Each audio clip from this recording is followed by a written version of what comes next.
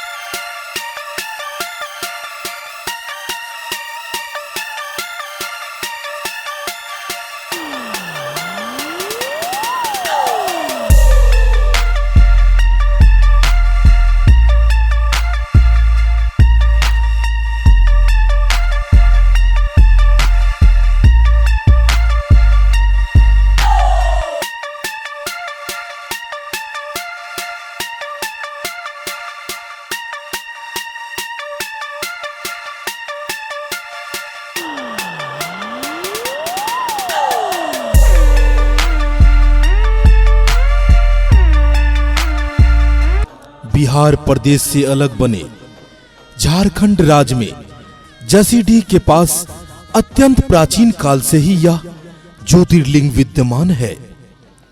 शिव पुराण के अनुसार बैद्यनाथ के बारे में प्रसंग आया है कि एक बार लंकापति रावण ने महादेव शिव जी को प्रसन्न करने के लिए कैलाश पर्वत पर जाकर घोर तपस्या की।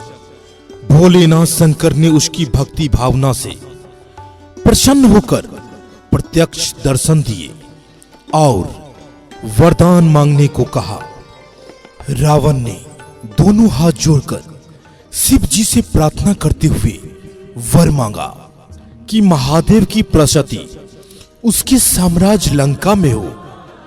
शिव जी ने उसकी प्रार्थना स्वीकार करते हुए यह शर्त रखा कि उनकी प्रसति के रूप में यह ज्योतिर्लिंग उनके प्रतीत को रावण लंका लेकर जाए, किंतु मार्ग में उसे कहीं भूमि पर न रखे।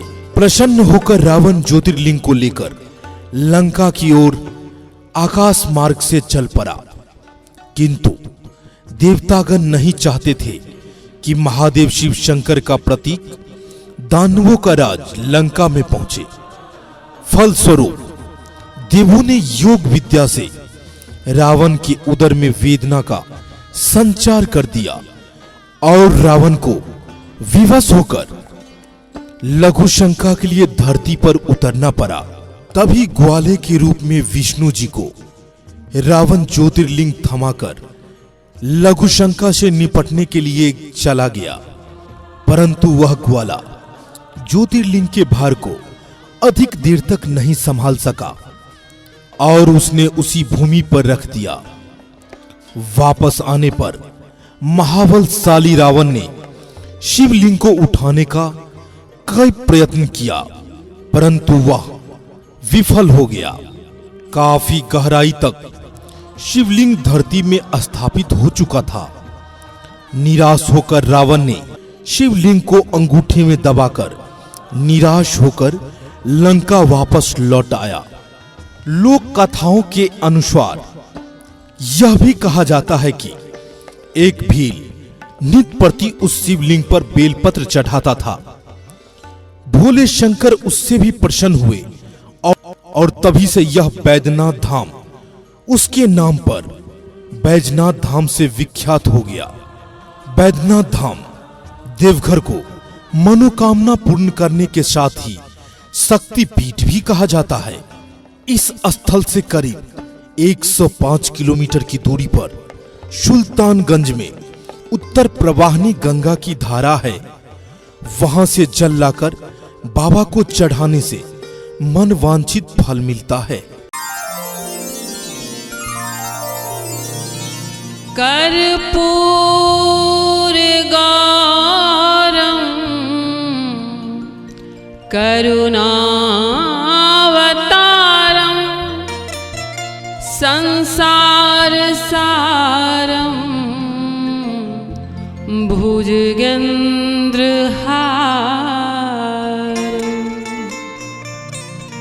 सदा वसन्तं हृदयारविन्दे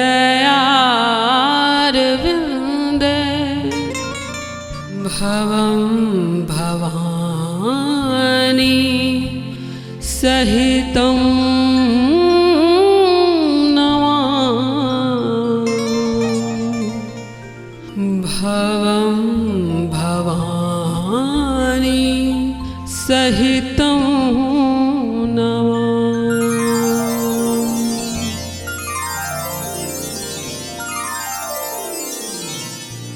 एक पात्र के जल से बाबा बैद्यनाथ के ऊपर जलाभिषेक करते हैं और बाबा बैद्यनाथ धाम से करीब 42 किलोमीटर पर दुमका जिले में स्थित बासुकीनाथ मंदिर है, जहां दूसरे पात्र के जल से बाबा बासुकीनाथ को जलाभिषेक करते हैं।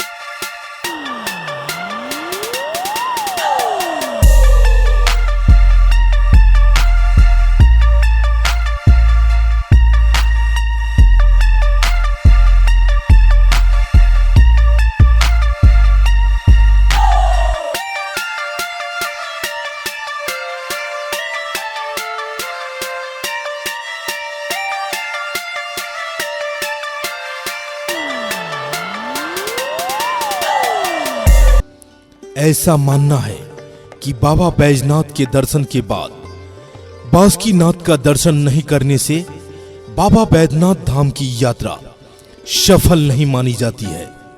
बैजनाथ धाम में 3 मंदिर महादेव और पार्वती के हैं, जो परस्पर रेशमी रस्सों से जुड़े हुए हैं। वैसे दोस्तों, शायद आपको यह जानकर बहुत ही हैरानी होगी कि आपने अभी तक किसी भी शिव मंदिर के शीर्ष पर त्रिशूल लगा देखा होगा, लेकिन देवघर में बाबा मंदिर के प्रांगण में सभी मंदिर के शीर्ष पर पंचशील लगा है। बाबा और पार्वती मंदिर के पंचशील को साल में एक बार शिवरात्रि के दिन ही उतारा जाता है। इसके दर्शन और स्पर्श के लिए भक्तों में होड़ मच जाती है। भक्तों का मानना है कि पंचशील के दर्शन से शिव और माता पार्वती की हमेशा कृपा बनी रहती है। देवघर में सालों भर भक्तों का तांता लगा ही रहता है, परंतु सावन के महीने में करीब लाखों की संख्या से ऊपर भक्त बाबा को जलाभिषेक करते हैं। 105 किलोमीटर की दूरी तय करना और घंटों लाइन में खड़े रहकर बाबा का दर्शन करना कोई साधारण बात नहीं है, परंतु शिव के प्रति असीम श्रद्धा होने के कारण ये संभव है। तो दोस्तों, इसी के साथ हम आपसे विदा लेते हैं। जय भोलेनाथ, जय शिव शंकर।